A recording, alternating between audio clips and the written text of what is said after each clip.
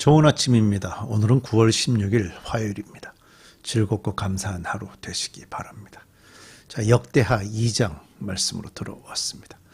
어제 말씀 그 뒷부분에서요, 솔로몬이 얼마나 부유하게 되었는지를 말씀하는 구절이 5절 정도 있었죠. 5절, 6절.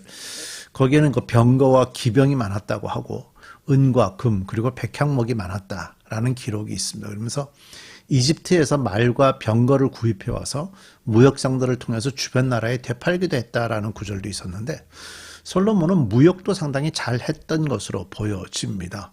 그러니까 이집트에서 사와서 이렇게 되팔기도 하죠. 그런데 이제 이집트에서 그 말, 병거 이런 것들을 사오잖아요. 그러려면 이집트와의 관계가 또 좋아야 되고요. 또 오늘 말씀에도 보면 그 후람이라는 왕 나오죠. 그 레바논 지역입니다. 그 왕과의 좋은 교육 관계들을 보여주거든요. 또는 해쪽의 왕 등 주변의 여러 나라들하고 좋은 관계들을 잘 유지하고 있었던 것 같습니다. 결국 이런 관계들이 이제 다윗 시대부터 잘 이어져 왔기 때문에 솔로몬이 성전을 짓는데 별로 어려움 없이 주변 나라들에서 좋은 기술자들도 오고 필요한 자재들도 오고 그런 관계를 통해서 성전이 잘 지어지게 됐던 것 같습니다. 자, 이런 도움들이 바탕이 돼가지고 오늘 말씀에서 성전을 짓기 위한 준비가 이루어지고 있습니다. 우리 함께 오늘 말씀을 좀 들여다 보십시다. 역대하 2장 1절부터 18절 말씀이고요. 성전 건축을 준비하다라는 소제목이 붙어 있습니다. 1절입니다. 솔로몬은 주의 이름을 받들어 모실 성전과 자기의 궁전을 짓기로 작정하였다.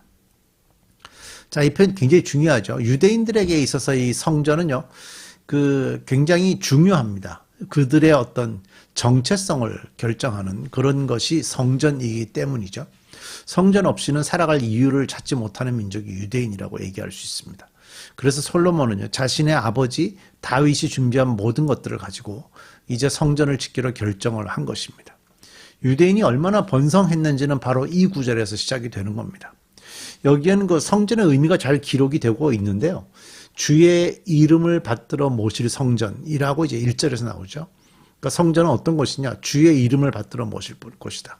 또 4절에 가보면 주 나의 하나님의 이름을 모실 성전이라고 성전을 또 정의를 합니다. 6절에 가면 하나님을 모실 성전이라고 또 표현이 되죠. 그러니까 성전에 대해서 어떻게 표현을 하는 건가 하면 하나님을 모실 곳이다 라는 표현들을 계속하고 있기 때문에 유대인에게서의 성전은요, 여호와의 이름을 위한 집이다 라고 보통 정의가 되는 겁니다. 그런데 이 집이라는 개념이 어떤 그 공간적인 개념, 그러니까 건물, 빌딩, 그런 의미의 개념이 아니고 이건 사실 언약의 의미입니다. 그 유대인들이 믿고 있는 하나님, 우리가 믿는 그 하나님을 우리가 야훼라고 부르죠. 그분의 이름을 우리가 야훼라고 지금 이해를 합니다. 옛날에는 여호와라고 이해를 했었는데 그게 발음이 야훼가 더 맞을 것 같다라고 지금 학자들이 추정하고 있죠. 그래서 야훼란 이름을 가진 그 신이 하나님의 자녀들의 하나님이 되고 또 그 백성들은 하나님의 자녀가 된다 하는 약속입니다. 그러니까 야훼가 그들의 하나님이 되고 그들은 그 하나님의 백성이 된다는 그 언약, 구약시대부터 나왔던 계속된 그 언약이죠. 그 언약이 유지되기 위해서 그 야훼 하나님이 계실 수 있는 공간, 야훼 하나님이 계실 수 있는 그 공간을 만드는 것이 성전이거든요. 그러니까 사실은 이거는 성전은 어떻게 보면 언약 관계를 계속해서 유지하기 위한 그런 곳이 성전이 되는 겁니다. 그래서 유대인들에게 이 부분은 굉장히 중요한 곳이 되죠. 하지만 이 성전이 바벨론에 의해서 이제 완전히 무너지게 됩니다. BC 한 580 몇 년 정도 돼요. 580 한 5, 6년쯤 될 텐데 정확하게 지금 기억이 나지 않습니다만 그때 바벨론에 의해서 멸망을 하게 돼서 다 무너졌죠. 그리고 나서 한 400여 년 정도 500여 년 정도 없다가 이제 헤롯 대왕이 다시 성전을 지어줍니다. 그래서 성전을 또 거기다 돈을 많이 투자해서 유대인들에게 환심을 살라고 그래가지고 성전을 크게 지어줬는데 그것도 사실은 예수님 돌아가시고 나서 한 40여 년 후에 AD 70년이지인가요? 그때 다시 무너지죠. 로마에 의해서. 결국 성전이 없어요. 유대인들은 지금 그 성전이 없는 걸 가지고 계속해서 이제 성전을 다시 지어야 되겠다고 생각하고 살지만 하나님이 왜 성전을 없애셨겠어요? 하나님이 성전을 없애신 이유는 이미 예수님 말씀하셨잖아요. 이 성전을 헐고 내가 3일 만에 다시 성전을 세우겠다 하셨던 부활하신 그 예수님이 성전이신 거고요. 오늘날에는 그 부활하신 예수님을 모시고 살아가는, 우리 가슴속에 품고 살아가는 그리스도인들이 성전인 거예요. 그래서 우리에게 네 육체가 성전이다 라고 말씀을 하신 것입니다. 그러니까 우리가 이 부분을 좀 잘 기억하고, 오늘날에는 이스라엘의 성전이 있어야 될 이유가 없는 거예요. 이스라엘에. 십자가의 은혜를 받아서 말씀을 붙잡고 하나님의 꿈을 표현해가는 사람, 그리스도인이 바로 이 시대의 성전이다 하는 걸 우리가 좀 인식하면 좋겠어요. 다시 옛날 성전으로 돌아갈까요? 2절입니다. 그래서 솔로몬은 짐꾼 7만 명, 산에서 돌을 떠낼 사람 8만 명, 그들을 감독할 사람 3,600명을 뽑았다. 솔로몬은 또 두로의 히람 왕에게 사람을 보내서 다음과 같이 부탁을 하였다. 이 그 레바논 지역입니다. 뭐 나무가 흔하다 그랬죠. 지금도 전 세계적으로 좋은 나무가 나오는 지역이라고 말씀드렸어요.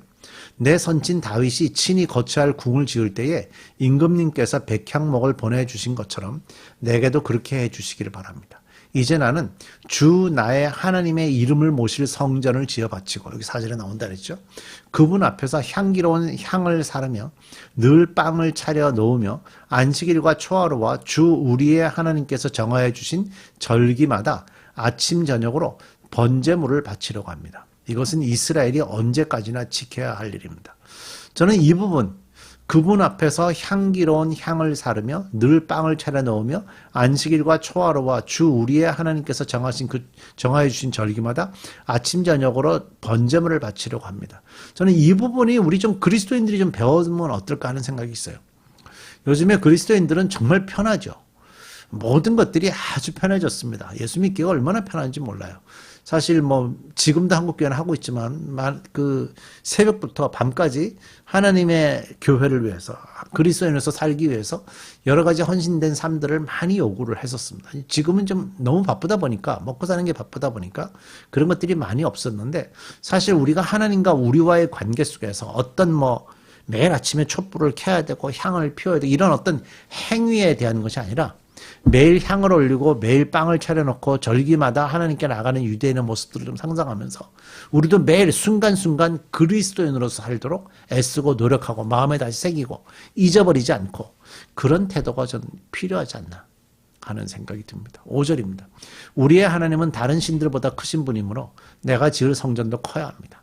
하늘도 하늘 위에 하늘마저도 그분을 모시기에 좁을 터인데 누가 하나님을 모실 성전을 지을 수 있겠습니까? 성전 자꾸만 그렇게 정리하죠.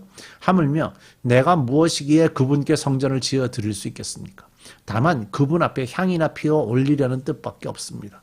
본인이 할 수 있는 게 피조물로서는 하나님을 이렇게 경배하기 위한 그런 행위하는 거 외에는 더 할 만한 게 없다는 거예요. 왜?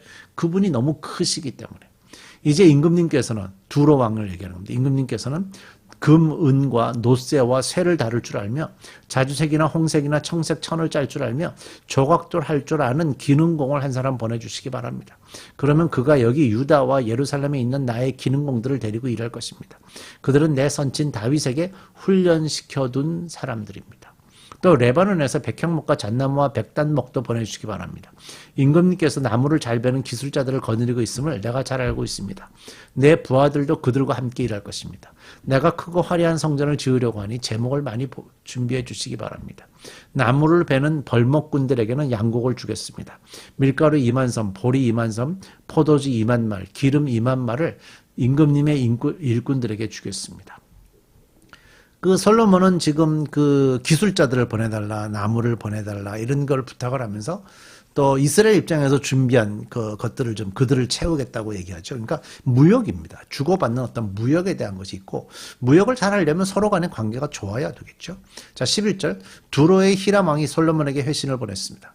주께서 그 백성을 사랑하셔서 그들을 왕으로 세우시고 그들을 다스리게 하셨습니다. 특별하지 않습니까? 이방인이 유대인의 왕 야훼 하나님을 언급합니다. 주께서 그 백성을 사랑하셔서 그들을 왕으로 세우시고 그들을 다스리게 하셨습니다. 히람의 글은 다음과 같이 이어졌다. 하늘과 땅을 만드신 주 이스라엘의 하나님께서는 찬양을 받으실 분이십니다. 그분은 다윗 왕에게 명철과 총명을 고루 갖춘 슬기로운 아들을 주셔서 주님께 성전을 지어 바치게 하시고 자신의 왕국을 위하여 궁전을 짓게 하셨습니다. 정말 좋은 관계였던 것 같고요. 두로의 왕은 아마 그 이스라엘이 어떻게 발전되어 왔는지를 다 옆에서 보고 있었던 것 같습니다. 그래서 그 모든 과정에 그들의 신 야훼 하나님이 어떻게 역할을 하셨는지도 알고 있는 것 같아요. 그래서 이런 표현들을 하고 있는 겁니다. 참 모습이 좋죠. 13절 이제 총명을 갖춘 기능공 한 사람을 보내드리겠습니다. 이런 일의 전문가인 후람이라는 사람입니다. 이 사람은 단에 사는 여자 가운데 한 여자가 낳은 아들입니다. 그의 아버지는 두로 사람입니다. 이 사람은 금, 은과 놋새와 쇠와 보석과 나무를 다룰 줄 알며 자주색과 청색 모시와 홍색 천을 짤 줄 알며 모든 조각을 잘 압니다. 어떠한 것을 부탁받더라도 모든 모양을 다 만들어낼 수 있는 사람이니 왕의 기능공들과 내 상전이시며 임금님의 선왕이신 다윗의 기능공들과 함께 일을 하게 하십시오. 임금님께서 말씀하신 밀과 보리와 기름과 포도주는 내 일꾼들에게 보내주십시오. 우리가 레바논에서 임금님께 필요한 만큼 나무를 베어 뗏목으로 엮어서 바다로 옆바까지 띄워보낼 터이니 그 뗏목을 예루살렘까지 운반하는 것은 임금님께서 하십시오. 당시에 뗏목으로 나무를 전달했다는 거죠. 성전 건축을 하는데 참 다양한 사람들이 쓰임 받고요. 하나님을 믿지 않는 그 레바논 사람까지도 여기에 쓰임 받고 있는 걸 볼 수 있습니다. 함께 하는 겁니다. 다음 17절 솔로몬의 아버지 다윗이 전에 이스라엘 땅에 살던 이방인의 인구를 조사한 일이 있는데 솔로몬이 다시 조사해 보니 그 수가 모두 15만 3,600명이었다. 그 가운데서 7만 명은 짐꾼으로 뽑고 8만 명은 산에서 돌을 떠내게 하였다. 그리고 3,600명을 모아서 백성이 하는 일을 감독하게 하였다. 우리 기도하십시다. 솔로몬의 마음속에 성전을 짓게 허락하시고 그가 시작했습니다. 하나님께서 이 모든 일을 준비하셨사오니 이 모든 되어져 가는 일을 통해서 하나님께서 뜻을 어떻게 이루시며 또 솔로몬이 어떻게 지혜 있게 하나님과 관계를 펼쳐가는지 우리가 잘 배워가도록 축복해 주옵소서. 예수님의 이름으로 기도드립니다.